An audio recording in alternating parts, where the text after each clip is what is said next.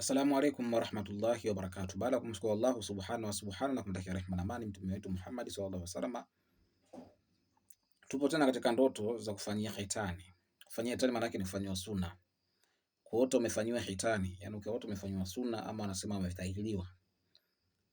Mwenye kuota amefanywa hitani, hakika mwenye kuota amefanywa hitani basi yajurisha amefanya jambo la heri, sawa ya? Amefanya jambo la heri na amesamehewa madhambi yake na kuwa mzuri msimamo wake, na pia ni kuondokana na matatizo. Ukiota umefanywa hisani, umefanywa sunna, ama wengine Kiswahili kingine kisema umetahiriwa katika ndoto, umefanywa hitani, tafsiri ni kutahiriwa ama umefanywa sunna. Hakika mwenye kuota amefanywa hitani ama amefanywa sunna, basi yajulisha amefanya jambo la heri na amesamehewa madhambi. Kama ulikuwa na madhambi, Mwenyezi Mungu anakujulisha kwamba umesamehewa madhambi yake, na kuwa nzuri msimamo wake, na pia ni kuondoka kwa matatizo. Kama ulikuwa na matatizo na mbaraa mitihani mbalimbali, ukiota ndoto hii, tafsiri yake inasema umesamehewa madhambi hayo, na pia vile vile inajulisha kwamba matatizo yako yalikuwa yanakusibu yamekuwa, Mwenyezi Mungu atafanyaje?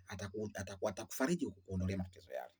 Hii ndio tafsiri ya kuota umefanywa hitani au umefanywa sunna au umetahiriwa katika usingizi wako.